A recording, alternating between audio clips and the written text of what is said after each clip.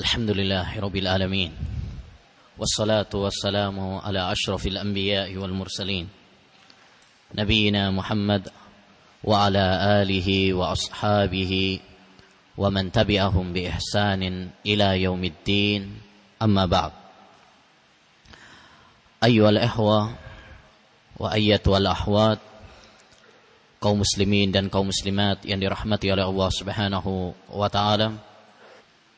Alhamdulillah kita dapat lanjutkan kajian kita dari kitab Al-Aqidah At-Tahawiyah, buah karya Al-Imam Abu Ja'far At-Tahawi rahimahullahu ta'ala.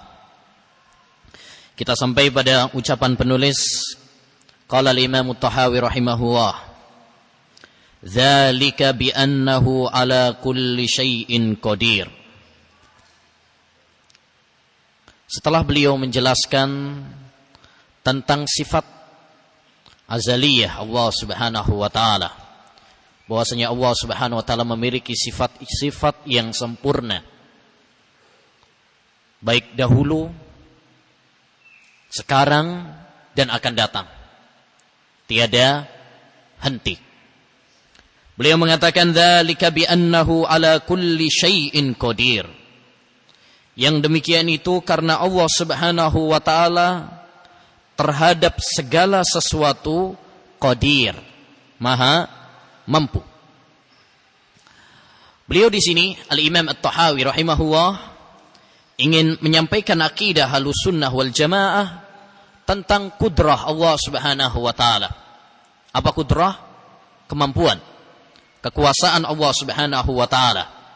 Dan bahwasanya Allah Subhanahu wa taala maha mampu atas segala sesuatu. Dan Allah Subhanahu wa taala memiliki sifat kudrah, mampu ini baik dahulu, sekarang dan akan datang selama-lamanya. Tidak pernah Allah Subhanahu wa taala luput dari sifat kudrah ini. Sehingga tidak pernah pada suatu waktu Allah Subhanahu wa taala tidak mampu lalu menjadi mampu. Itu enggak pernah. Kalau makhluk mungkin dulunya enggak mampu, sekarang mampu. Sekarang mampu, besoknya enggak mampu. Tapi Allah Subhanahu wa taala tidak. Oleh karenanya Al-Imam At-Tahawi dengan ucapannya beliau ini ingin membantah akidah Al-Mu'tazilah. Yang mengatakan bahwasanya Allah Subhanahu wa taala ada sesuatu yang dia tidak mampu.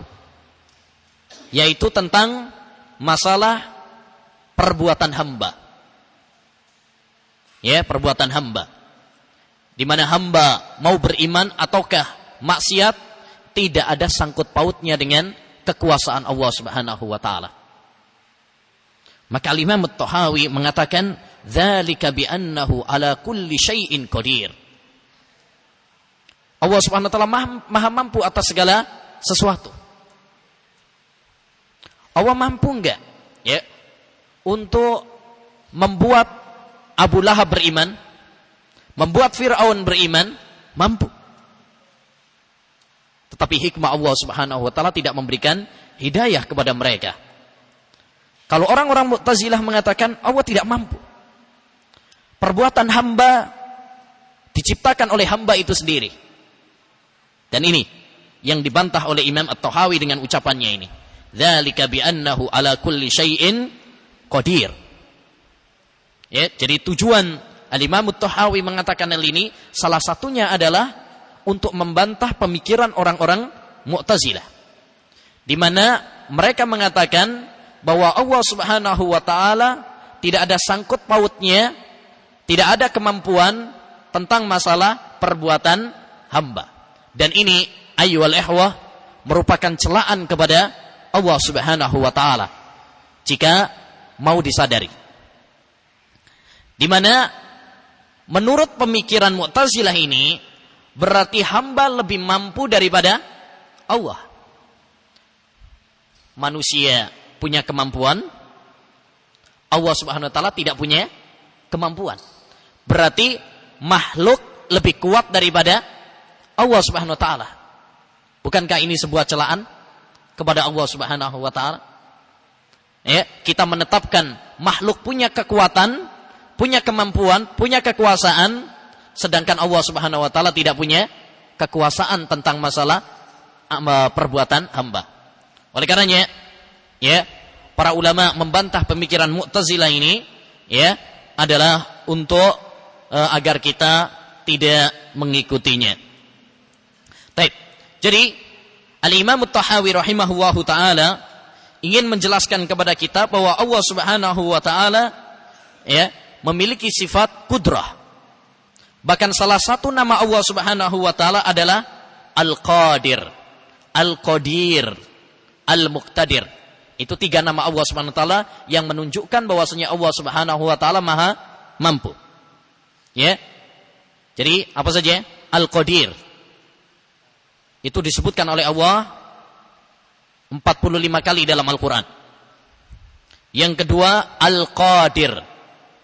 Disebutkan oleh Allah Subhanahu wa taala sebanyak 12 kali dalam Al-Quran. Dan Al-Muqtadir disebutkan oleh Allah Subhanahu wa taala sebanyak 4 kali dalam Al-Quran. Ya. Al-Qadir berarti zat yang memiliki kudrah, kekuasaan. Kalau Al-Muqtadir disebutkan oleh Al-Baihaqi dalam Al-Asma wa Sifat, ai at-tamul kudrah, zat yang sempurna kekuasaannya. Di antara dalil yang menunjukkan bahwasanya Allah Subhanahu wa taala Maha mampu, firman Allah Subhanahu wa taala dalam surat Al-Baqarah ayat 20. Innallaha ala kulli syai'in qadir. Sesungguhnya Allah Subhanahu wa taala atas segala sesuatu qadir, Maha mampu. Dan di antara, kalau ini apa ini? Qadir, ya. Baik. Ayat yang kedua surat Al-Kahfi ayat 45. Wa kana Allahu ala kulli syai'in muqtadira. Ini berarti nama Allah Muqtadir. Dan adalah Allah Subhanahu wa taala atas segala sesuatu muqtadir. Apa tadi artinya muqtadir? Yang sempurna kekuasaannya. Baik. Ayat yang ketiga surat Al-An'am ayat 65. Qul huwal qadiru ala ayyab'asa 'alaikum 'adzaban min fawqikum. Katakanlah, Dia Allah Subhanahu wa taala Maha mampu untuk mengirimkan kepada kalian, ya, siksaan dari atas kalian. Jadi dari langit Allah menurunkan azab dari atas kalian, yaitu dari langit. Allah Subhanahu wa taala Maha mampu. Di sini Al-Qadir. Berarti Allah Subhanahu wa taala memiliki nama yang terkait dengan hal ini adalah 3. Al-Qadir, Al-Qadir sama Al-Muqtadir. Al-Muqtadir. Dan semuanya terdapat di dalam firman Allah Subhanahu wa taala dalam Al-Qur'an. Dan oleh karenanya ayolah wa, setelah kita mengetahui bahwasanya Allah Subhanahu wa taala menetapkan sifat kudrah bagi dirinya, maka kewajiban bagi kita adalah menetapkan sifat kudrah bagi Allah Subhanahu wa taala dan tidak menyamakannya dengan makhluk. Ya. Kalau ada yang mengatakan makhluk juga punya kekuatan, makhluk juga punya kemampuan, ya, nanti kalau kita tetapkan berarti Allah sama dengan makhluk. Tidak. Tatkala kita menetapkan apa yang Allah tetapkan, itu tidak berarti kita menyerupakan Allah dengan makhluk. Bukankah makhluk juga punya pendengaran dan penglihatan? Tetapi Allah Subhanahu wa taala mengatakan, "Laisa kamitslihi syai'un wa huwas samiul basir." Tidak ada sesuatu pun yang serupa dengan Allah, tapi Dia Maha mendengar lagi Maha melihat. Ya. Karena kekuasaan dan kemampuan Allah Subhanahu wa taala tentu tidak sama dengan makhluk. Ada beberapa perbedaan antara kekuasaan Allah dengan kekuasaan makhluk. Ya. Yang pertama, perbedaannya, kalau kekuasaan Allah, kemampuan Allah itu tidak makhluk. Kalau kemampuan hamba, makhluk. Yang kedua, karena sifat kudrah kan sifat bagi Allah. Sifat itu ikut kepada zatnya. Karena zat Allah bukan makhluk, maka sifatnya pun bukan makhluk. Yang kedua, kemampuan dan kekuasaan Allah Subhanahu wa taala sempurna. Sedangkan kemampuan makhluk terbatas. Kemampuan kita itu terbatas. Kita nggak mungkin mampu segala sesuatu. Ada orang mungkin dikasih kemampuan dalam satu bidang, tapi bidang yang lain belum tentu. Ya, kayak pelajaran aja, pelajaran. Mungkin ada sebagian orang dikasih kemampuan untuk belajar semua ilmu. Ada yang enggak. Ada salah satu cabang ilmu yang dia enggak mampu. Terbatas. Baik. Yang ketiga, kemampuan Allah Subhanahu wa taala berkaitan dengan kemauan. Masyiah. Kalau Allah mau, Allah mampu. Apa yang Allah Subhanahu wa taala tidak mau, maka tidak akan terjadi. Berbeda dengan makhluk. Kemampuannya tidak berkaitan dengan kemauan. Betapa banyak kita mau tapi nggak mampu. Paham? Kalau Allah berkaitan dengan kemauannya. Kalau Allah SWT mau, mampu. Tapi kalau makhluk, nggak mesti. Kita mau berangkat haji, tapi nggak mampu. Ya kan? Ada kemauan, tapi nggak ada kemampuan. Itu kalau makhluk. Baik. Kemudian, ya, yang perlu kita perhatikan di dalam ucapan penulis, dzalika bi annahu ala kulli syai'. Dan ini bila kita cermati ayat-ayat seperti surat Al-Baqarah ayat 20 tadi, kemudian juga surat Al-Kahfi ayat 45, Allah Subhanahu wa taala selalu mengatakan innallaha ala kulli syai'. Dan kullu dalam bahasa Arab menunjukkan apa? Umum. Berarti segala sesuatu. Ya, segala sesuatu Allah Subhanahu wa taala Maha mampu. Jika Allah Subhanahu wa taala berkehendak, maka Allah Subhanahu wa taala Maha mampu atasnya. Karena kullu di situ adalah termasuk lafaz yang menunjukkan umum, seperti sabda Nabi, kullu bid'atin dhalalah. Setiap bid'ah adalah sesat. Berarti enggak ada istilah bid'ah hasanah dalam agama, itu enggak ada.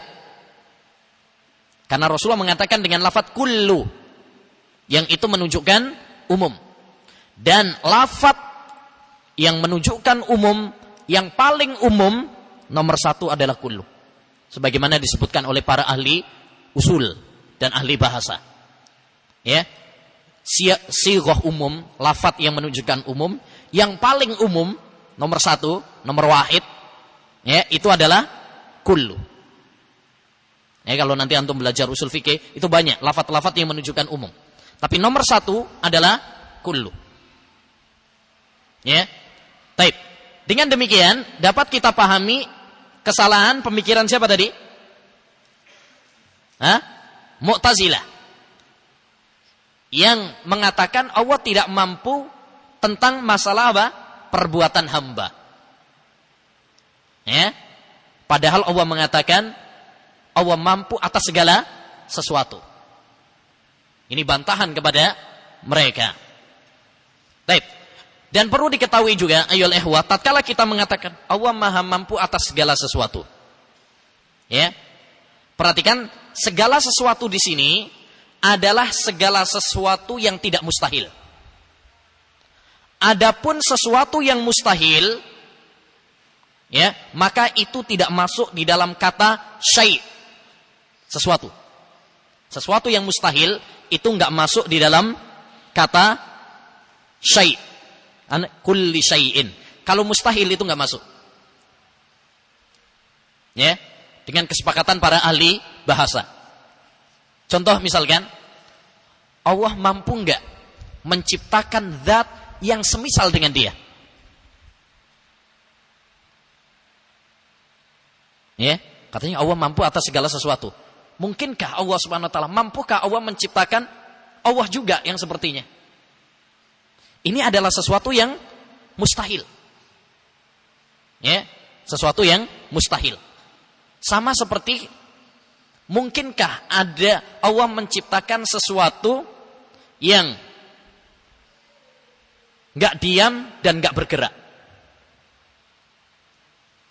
Sesuatu yang enggak diam, enggak bergerak juga.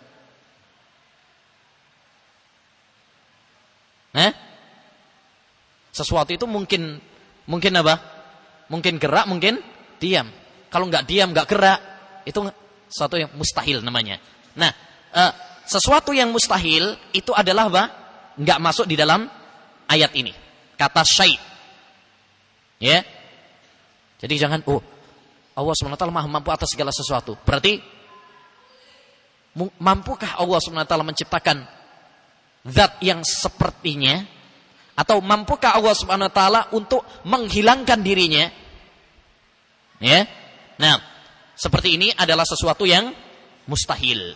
Maka itu adalah sesuatu yang tidak akan terjadi. Baik. Selanjutnya, wa kullu syai'in ilaihi fakir. Ya, wa kullu syai'in ilaihi fakir. Segala sesuatu itu adalah fakir. Apa fakir? Membutuhkan kepada Allah Subhanahu wa taala. Dalilnya surat Fatir ayat 15. Di mana Allah Subhanahu wa taala mengatakan, "Ya ayyuhan nas, antumul fuqara'u ila Allah, wallahu huwal ghaniyyul hamid." Wahai sekalian manusia, kalian adalah orang-orang yang fuqara, orang-orang yang fakir, yang butuh ilallah, kepada Allah Subhanahu wa taala. Dan memang semua kita pasti membutuhkan Allah Subhanahu wa taala. Wallahu huwal ghaniyyu, sedangkan Allah Subhanahu wa taala dialah zat yang maha kaya. Al-hamidu, dan zat yang maha terpuji. Jadi dalam ayat ini Allah Subhanahu wa taala mengatakan bahwa semua makhluknya butuh kepada Allah Subhanahu wa taala. Tidak ada makhluk yang tidak membutuhkan Allah Subhanahu wa taala. Oleh karenanya ayyuhal ikhwah, orang yang tidak merasa butuh kepada Allah Subhanahu wa taala, maka dia adalah orang yang paling sombong di dunia ini. Dan dia adalah orang yang paling angkuh di dunia ini. Semua kita membutuhkan Allah Subhanahu wa taala. Oleh karenanya dalam salat-salat kita, Allah Subhanahu wa taala mengajarkan kepada kita untuk selalu memohon kepada Allah Subhanahu wa taala. Iyyaka na'budu wa iyyaka nasta'in.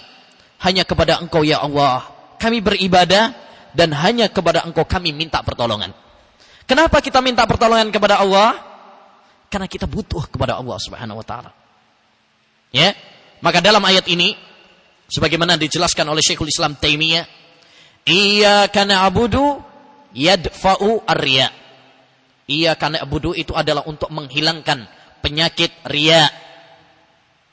Ya, penyakit cari pujian, tidak ikhlas. Wa iyyaka nasta'in yadfa'ul kibriya.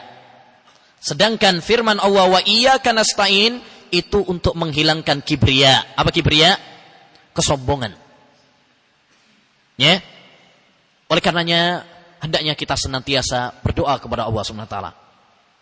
Allah itu tambah senang kalau kemudian kita banyak berdoa kepadanya. Kalau kita banyak meminta kepadanya. Beda sama makhluk. Makhluk kalau sering dimintai, marah. Kalau sekali ada orang minta, kasih. Ya. Tapi kalau tiap hari minta, biasanya apa? Marah. Emang saya bapakmu apa? Tiap hari dimintain? Ya, itu makhluk. Tapi Allah Subhanahu wa taala tidak. Semakin kita banyak bermunajat kepada Allah, semakin kita banyak meminta kepada Allah Subhanahu wa taala, Allah semakin apa? Senang. Makanya Rasulullah SAW menyarankan kepada kita, mintalah kepada Allah Subhanahu wa taala sampai ketika sandalmu copot, minta kepada Allah Subhanahu wa taala. Ya, jangan pernah mengandalkan kepada diri kita pribadi. Karena kalau kita mengandalkan kepada kemampuan kita diri sendiri, tanpa munajat dan berdoa kepada Allah, kita hanya bergantung kepada diri sendiri, pada hakikatnya kita bergantung kepada makhluk yang lemah. Tapi kalau kita bergantung kepada Allah Subhanahu wa taala, maka sesungguhnya kita bergantung kepada zat yang maha kuat. Ya. Dan orang yang bergantung kepada makhluk, perumpamaannya seperti digambarkan oleh sebagian para ulama, istighasatul mahluki lil mahluk kastighasatil ghariqi bil ghariq. Orang yang bergantung sama makhluk, minta bantuan, minta pertolongan kepada makhluk, itu seperti orang yang tenggelam minta bantuan sama orang tenggelam juga. Ya, sama-sama susah. Makhluk itu lemah. Nah, berbeda kalau dia minta pertolongan kepada Allah Subhanahu wa taala. Oleh karenanya jangan sekali-kali kita menyandarkan kepada diri pribadi kita. Ya, jangan terlalu pede sehingga lupa kepada Allah Subhanahu wa taala. Ya. Nah. Kemudian kata Syekh, wa kullu amrin wa kullu syai'in alaihi yasir. Dan segala sesuatu bagi Allah Subhanahu wa taala sangatlah mudah. Tidak ada yang sulit, tidak ada yang susah bagi Allah Subhanahu wa taala. Ya. Allah Subhanahu wa taala berfirman dalam surat Al-Ankabut ayat 19. Awalam yarau kaifa yubdi'u Allahul khalqa thumma yu'iduh. Inna dzalika 'ala Allahi yasir. Tidakkah mereka melihat bagaimana Allah Subhanahu wa taala memulai penciptaan, kemudian mengulangnya, mengembalikannya. Ya. Kata Allah, inna dzalika 'ala Allahi yasir. Sesungguhnya hal itu sangatlah mudah bagi Allah Subhanahu wa taala. Enggak susah bagi Allah Subhanahu wa taala. Ya, bayangkan ya, makhluk garap masjid begini aja, ya, mungkin beberapa bulan enggak kelar-kelar. Itu makhluk. Tapi Allah Subhanahu wa taala menciptakan langit yang enggak ada retak sedikit pun. Dan enggak ada tiang yang kelihatan. Hebat. Ya. Kemudian ditambah lagi bumi yang begitu luas. Gunung, lautan, manusia, hewan, tumbuhan-tumbuhan, dan semua itu kata Allah Subhanahu wa taala sangat mudah. Allah Subhanahu wa taala tidak ada rasa susah, tidak ada rasa sulit di dalam penciptaannya, apalagi mengembalikannya. Penciptaan awal aja mudah, apalagi cuma sekedar mengembalikan lagi, membangkitkannya kembali. Sangatlah mudah bagi Allah Subhanahu wa taala. Tidak ada rasa capek di dalam penciptaannya. Oleh karenanya Allah Subhanahu wa taala mengatakan, "Wa ma kana Allahu liyu'jizahu min syai'in fis samawati wala fil ard." Surat Fatir ayat 44. Tidak ada sesuatu yang membuat Allah itu lemah. Kesusahan enggak ada, baik di langit ataupun di bumi. Semuanya sangat mudah bagi Allah Subhanahu wa taala. Oleh karenanya ayyuhal ikhwah, ini adalah faedah bagi kita. Kalau kita tahu segala sesuatu itu adalah enggak ada yang sulit bagi Allah Subhanahu wa taala, maka jangan antum memustahilkan sesuatu yang tidak mustahil. Ya. Jadi kadang sebagian kita itu terlalu tidak punya rasa cita-cita yang tinggi. Anak pas-pasan gini Masa kemudian nanti bisa jadi ulama? Aduh, saya dari orang kere gini, miskin gini, masa nanti saya bisa haji? Ini orang nggak punya apa? Himmah. Ini orang nggak punya apa? Ya, cita-cita yang tinggi. Fakun rajulan himmatuhu fi thuraya wahamatu himmatihi wa kun rajulan himmatuhu fi thara wahamatu himmatihi fi thuraya. Jadilah kamu seorang yang kakinya di bumi tapi cita-citanya di angkasa. Jangan memustahilkan sesuatu yang enggak mustahil. Antum mau berangkat haji, mustahil apa enggak? Enggak mustahil. Bisa jadi nanti ada orang gratisi antum. Ya, bisa jadi antum setelah ini menjadi orang yang sukses. Banyak kan teman-teman setelah Masya Allah mondok di sini, kemudian bisnis, jadi orang sukses. Ya, tidak ada yang mustahil. Oleh karenanya jangan sekali-kali kita terlalu merendah. Ya, tawadhu itu boleh. Tapi kalau tawandu, ya, apa? Terlalu itu bukan berarti apa? Bukan tawadhu yang dipuji oleh Allah Subhanahu Wa Taala dan Rasulullah SAW. Ini justru orang yang malas, orang yang tidak punya cita-cita. Bedakan antara orang yang tawadhu dengan orang yang tidak punya cita-cita. Orang yang tawadhu itu orang yang memiliki cita-cita, tapi dia nggak sombong. Tapi dia berusaha untuk ya meningkat. Ya, nah jadi dengan demikian setelah kita mengetahui bahwasanya kita ini memang fakir kepada Allah Subhanahu Wa Taala, maka banyaklah berdoa kepada Allah Subhanahu Wa Taala, bergantung kepada Allah Subhanahu Wa Taala, dan jangan pernah menganggap itu adalah berat bagi Allah. Ya, jangan sekali saya mau doa begini enggak enak, kayaknya susah banget deh, enggak mungkin dikabulkan oleh Allah. Jangan, hilangkan pikiran seperti itu. Ya, hilangkan pikiran seperti itu. Kadang-kadang kita berdoa, kayaknya nggak mungkin deh Allah SWT ngabulkan ini terlalu berat ini. Gak ada yang sulit bagi Allah SWT. Gak ada yang susah bagi Allah Subhanahu Wa Taala. Ya, betapa banyak orang yang dulunya pas-pasan lalu Allah rubah. Yang awalnya mungkin nggak mampu di kelas paling terbelakang, nggak nyantol. Ya, enggak paham-paham, tapi subhanallah dengan kerja keras, dengan doa, akhirnya kemudian Allah memberikan taufik kepadanya. Setelah itu kemudian jadi ustaz.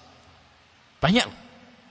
Jadi jangan pernah kemudian menganggap mustahil, menganggap berat bagi Allah Subhanahu Wa Taala. Enggak ada yang berat bagi Allah Subhanahu Wa Taala. Menarik sekali apa yang dikatakan oleh sahabat Abdullah ibnu Abbas radhiyallahu an. Tatkala beliau ditanya, bagaimana Allah Subhanahu Wa Taala ya membangkitkan semua manusia nanti, mulai dari Adam sampai akhir zaman, sampai yang hidup di kiamat nanti, kemudian menghisap mereka semuanya, gimana caranya? Wah, antum sebagai panitia suatu acara saja, ngurusin orang yang cuma segitu aja udah alangkah ribetnya. Jadi gimana Allah Subhanahu Wa Taala akan menghisap mereka satu persatu? Apa enggak sulit bagi Allah Subhanahu Wa Taala? Ya, kata sahabat Ibnu Abbas, sebagaimana Allah Subhanahu Wa Taala memberikan rizki kepada mereka semuanya, maka Allah pun akan menghisap mereka semuanya. Kita semuanya dapat rizki dari Allah Subhanahu Wa Taala di dunia sekarang ini. Dan itu enggak sulit bagi Allah Subhanahu Wa Taala untuk membagi. Ya, enggak ada yang sulit bagi Allah Subhanahu Wa Taala. Padahal jumlah makhluk begitu banyak. Ya, kita bagikan nasi aja sudah ribet banget. Ya. Taib. Subhanallah. Inilah kekuasaan Allah Subhanahu Wa Taala dan kemampuan Allah Subhanahu Wa Taala. La yahtaju ila syai'. Allah enggak mampu astagfirullah. Allah Subhanahu Wa Taala gak butuh kepada sesuatu pun. Justru makhluklah yang butuh kepada Allah Subhanahu Wa Taala. Adapun Allah Subhanahu Wa Taala maka Allah Subhanahu wa taala tidak butuh kepada makhluk. Oleh karenanya Allah Subhanahu wa taala berfirman, "Wa ma khalaqtul jinna wal insa illa liya'budun, ma uridu minhum mir rizqin wa ma uridu ay yut'imun, innallaha huwar razzaqu dzul quwwatil matin." Tidaklah saya ciptakan jin dan manusia kecuali agar mereka beribadah kepada saya. Saya tidak menginginkan agar mereka memberikan makanan kepada saya atau memberikan rezeki kepada saya. Jadi Allah enggak butuh kepada makhluk. Tetapi justru makhluklah yang butuh kepada Allah. Makanya dalam ayat tadi apa?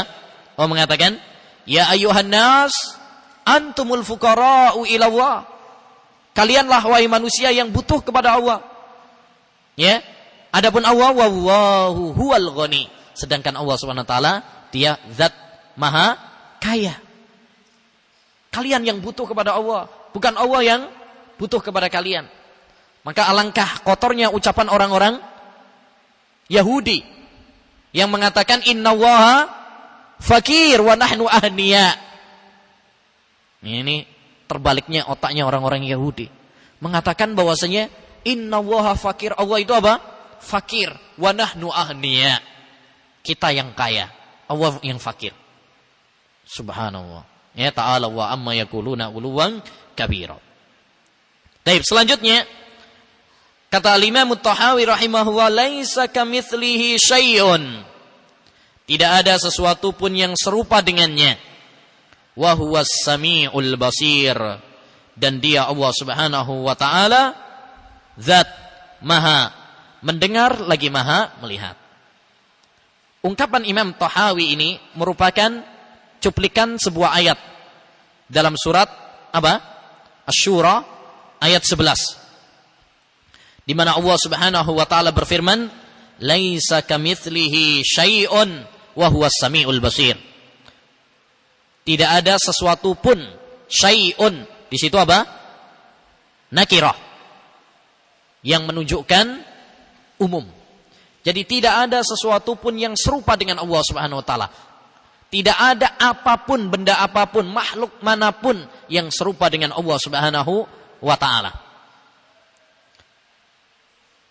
Dan ayat ini, dan sudah berlalu penjelasannya, merupakan apa?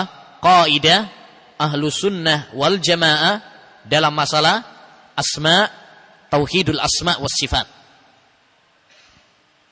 Karena di dalam ayat ini terdapat bantahan kepada dua kelompok yang menyimpang dalam masalah asma was sifat. Tatkala Allah berfirman, "Laisa kamitslihi syai'un." Tidak ada sesuatu pun yang serupa. Ini bantahan kepada siapa? Musyabbihah. Golongan yang menyerupakan Allah dengan makhluk.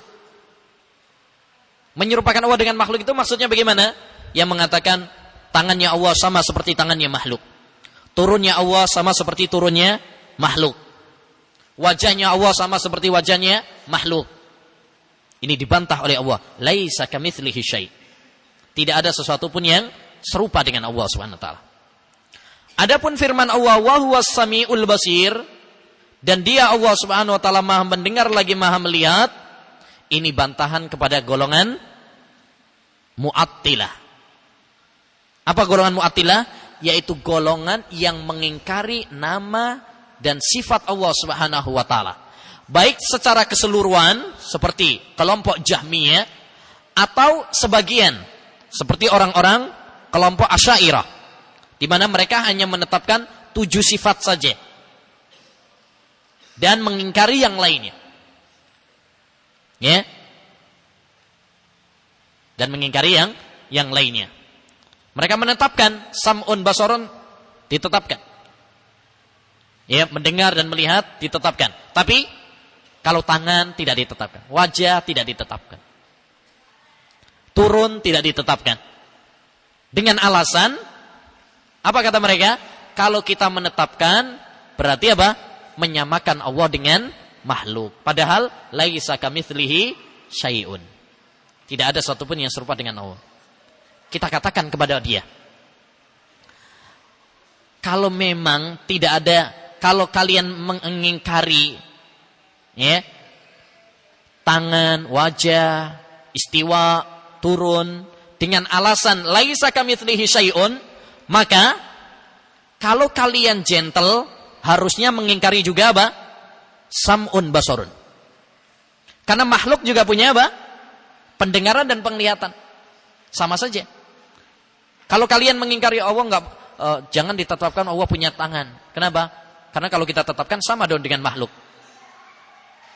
Kita bantah. Ya. Makhluk juga punya pendengaran dan penglihatan. Berarti jangan ditetapkan. Kalau nggak menetapkan, berarti mereka sama seperti Jahmiyah. Kalau menetapkan, berarti sama dengan ahlu sunnah wal jamaah. Ya, jangan mengingkari sebagian, menetapkan sebagian. Kalau ingkari sekalian, sesat sekalian, ya. Kalau tetapkan, ya, tetapkan. Jadi kaidahnya itu apa? Lurus, gitu loh. Adapun kalau pelin-pelan, seperti ini orang yang nggak punya pendirian, nggak punya kaidah, nggak punya kaidah. Seperti orang-orang Asy'ariyah, itu kaidahnya sangat rapuh sekali, sangat rapuh sekali. Jadi di sini wa huwas samiul basir, ya, Allah Subhanahu wa taala Maha mendengar dan Maha melihat. Tapi penglihatan dan pendengaran Allah tidak sama dengan makhluk. Jadi, ikhwan, ayat ini adalah ayat yang sangat mulia. Kalau kita memahaminya, kita akan memahami masalah tauhid asma wa sifat secara benar. Oleh karenanya ayat yang mulia ini sangat dibenci oleh orang-orang ahlul bid'ah. Ayat yang mulia ini sangat dibenci oleh orang-orang ahlul bid'ah. Mereka berupaya untuk menghapus ayat ini dari mushaf Al-Quran. Ya, seperti yang dilakukan oleh Ahmad bin Abi Du'ad, seorang tokoh Jahmiyah, musuh bebuyutannya Imam Ahmad bin Hanbal. Dialah yang mengatakan kepada Khalifah Ma'mun saat itu, ya, uqtulhu fa innahu dhalun mubtadi'un kafir. Bunuhlah Ahmad, yaitu Imam Ahmad, karena dia itu adalah orang yang sesat, ahlul bid'ah, kafir lagi. Ya, dia menyarankan kepada Khalifah Ma'mun saat itu untuk menulis di kain Ka'bah, ya, Ka'bah itu kan ada kainnya, ya, agar menulis laisa kamislihi syai'un wa huwal azizul hakim. Bukan wa huwas samiul basir, tapi wa huwal azizul hakim. Kenapa? Untuk menghilangkan sifat ini, as-sami' al-basir.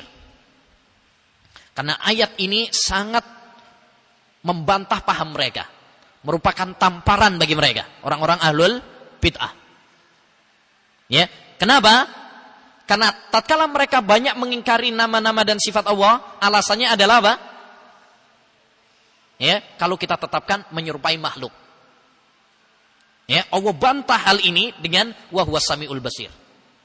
Karena makhluk juga punya pendengaran dan penglihatan. Tetapi menetapkan pendengaran dan penglihatan tanpa menyerupakannya dengan Allah, dengan pendengaran dan penglihatan Allah, itu bukan namanya menyerupakan Allah dengan makhluk. Kita tetapkan Allah punya mendengar dan melihat, tapi enggak kita samakan dengan makhluk. Itulah pendapat yang benar. Itulah akidah yang sahih, akidah Ahlussunnah wal Jamaah. Mirip seperti yang dilakukan oleh Ahmad bin Abi Du'ad adalah apa yang dilakukan oleh, ya, seorang Jaham ibnu Safwan, seorang tokoh Jahmiyah. Dia mengatakan wadidtu an ahukka minal mushafi qaulahu ta'ala summa stawa 'alal arsy.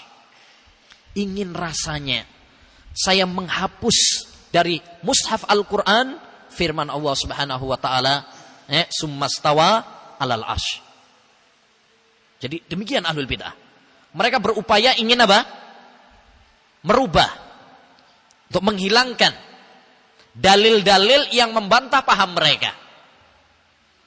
Dan ini tentu saja adalah paham yang keliru. Kita itu hendaknya tunduk kepada dalil. Ya, cari dalil dulu baru yakini. Istadil summa takid. Wala ta'takid summa stadil. Ya, cari dalil dulu baru yakini. Jangan yakini baru kemudian apa? Cari dalilnya. Ya. Kalau kita cari dalil, kemudian yakini, berarti kita akan berjalan sesuai apa? Dalil. Tapi kalau keyakinan dulu, baru cari-cari dalil, akhirnya apa yang terjadi? Dalil akan dipaksa-paksakan agar sesuai dengan pemikirannya. Makanya banyak ahlul bid'ah yang mengingkari nama dan sifat Allah Subhanahu wa taala, hanya mengutip laisa kamitslihi syai'. Tidak Allah Subhanahu wa taala tidak punya tangan. Jangan ditetapkan sifat tangan bagi Allah, wajah bagi Allah. Kenapa? Karena ini bertentangan dengan firman Allah, laisa kamitslihi syai'un. Titik. Perhatikan. Ini cara-cara mereka. Antum lihat misalkan di bukunya Aqidah Ahlussunnah wal Jamaah, tanda kutip, yang ditulis oleh Kiai Haji Sirajuddin Abbas, ya. Judulnya Aqidah Ahlussunnah wal Jamaah. Ya, dia banyak mengingkari sifat-sifat Allah Subhanahu wa taala, lalu berdalil laisa kamitslihi syai'un. Enggak diteruskan. Mencukupkan dengan apa? Laisa kamitslihi syai'. Padahal lanjutan ayat ini membungkam paham mereka. Paham ya? Jadi oleh karenanya ayat ini adalah ayat yang sangat mulia, yang perlu dipahami secara baik sehingga kita tidak tertipu dengan syubhat-syubhat ahlul bid'ah yang merusak agama, yang merubah ya Al-Qur'an dan hadis Nabi sallallahu alaihi wasallam, ya, mentahrif. Baik. Sampai sini dulu. Ustaz, ana mau tanya. Ustaz, tadi bahwasanya lafadz kullu adalah lafadz yang paling umum. Jadi bagaimana dengan hadis kullu muskirin khamrun wa kullu khamrin haram? Yes, kullu muskirin khamrun, berarti setiap yang memabukkan adalah khamr. Dan setiap khamr hukumnya haram. Berarti mabuk di dalam mobil pun haram, Ustaz. Ini bukan mabuk namanya. Ini kan istilah saja ya. Itu bukan muskir namanya. Muskir itu hilang akalnya. Kalau itu kan istilah saja mabuk, tapi itu tidak masuk di dalam hadis ini. Ya. Jangan disamakan dengan bahasa Indonesia. Ya. Seperti apa? Antum kata dukun. Ya, dukun. Jangan disamakan. Pergi ke dukun haram. Itu kalau maksudnya adalah kahin, tukang sihir. Karena sekarang dukun pun ada dukun pijat, dukun anak, ya kan? Nah, ini bahasa Indonesia. Ini bahasa Indonesia. Demikian juga ini mabuk. Mabuk di sini maksudnya yang hilang akalnya. Ya, orang minum ganja atau minum-minuman keras sehingga hilang akalnya. Ya, hilang akalnya. Adapun kalau mabuk ini muntah, ya, itu dalam bahasa Arab bukan muskir namanya. Buktinya apa? Akalnya masih waras, masih ada, dia masih menyadari. Itu namanya koi, muntah. Cuma bahasa kita terjemahannya mabuk, sama seperti kalau terjemahannya muskir. Ya, jadi perlu dipahami bahasa terjemahan ini jangan disamakan. Ya, jangan disamakan. Jelas ya? Nah, ini memahami hadis itu penting. Banyak orang memahami hadis ala penafsiran Indonesia sehingga apa? Banyak yang salah. Makanya penting merujuk tatkala kita memahami hadis itu merujuk kepada penjelasan para ulama. Ya, penjelasan para ulama. Jangan seperti orang-orang yang salah sehingga nanti memberatkan diri sendiri. Saya beri 2 contoh yang menunjukkan pentingnya memahami hadis sesuai petunjuk para ulama. Ya, disebutkan oleh Al-Khattabi rahimahullahu taala dalam Ma'alimus Sunan bahwa ada seorang yang salah paham dengan hadis nahan nabiyyu anil hilaqi yaumal jumu'ah.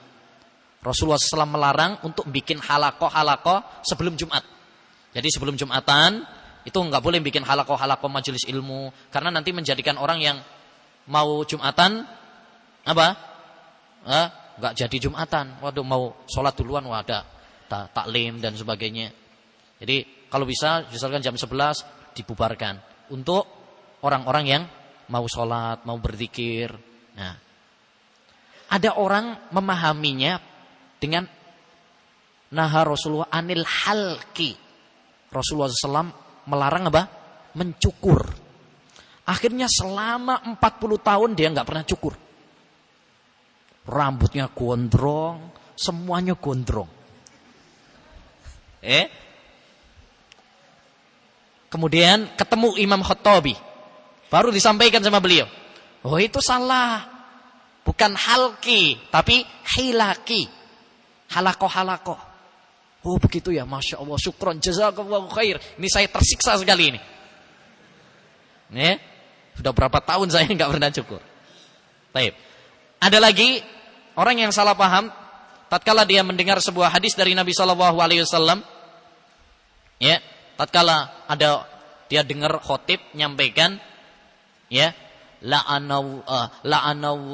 yadkhulul jannata qattat, tidak masuk surga qattat, al-qattat, riwayat Muslim, qattat. Apa artinya qattat? Qattat, ada orang salah paham dengan hadis ini. Ketika dia dengar ada khotib membawakan hadis ini, nangis dia. Waduh, saya nggak masuk surga ini. Loh kenapa? Karena ada hadis la yadkhulul jannata qattat, nggak masuk surga qattat. Dia pahami qattat dengan yaitu secara bahasa saja, yaitu orang yang menjual makanan hewan. Karena dia ini penjual makanan hewan, rumput-rumput atau apalah ya, yang makanan hewan. Saya nggak punya pekerjaan lain kecuali ini. Gimana ada hadis la yadkhulul jannata qattat, berarti saya nggak masuk surga. Gimana ini? Baru disampaikan. Maksudnya qattat di situ adalah namam, tukang pengadu domba, bukan penjual rumput. Oh gitu. Berarti saya bisa masuk surga dong. Ada harapan masuk surga. Intinya ikhwan, penting kembali kepada merujuk kepada penjelasan para ulama. Termasuk dalam terjemahan-terjemahan ini penting. Jangan hanya mengandalkan terjemahan lafaz saja. Sering terjadi kesalahan tatkala kita mengandalkan kepada lafaz. Seperti dulu ada yang terjemahkan at-tiyaratu syirkun. Diartikan apa? Burung itu adalah syirik. At-tiyarah diartikan apa? Burung. Ini masuk burung syirik. Dia nggak kembali kepada makna penjelasan para ulama. Maksudnya di situ adalah apa? Menganggap sial karena melihat burung. Untung itu burung. Ntar pesawat syirik gimana? Atau ya ratu syirkun. Wassalamualaikum warahmatullahi wabarakatuh.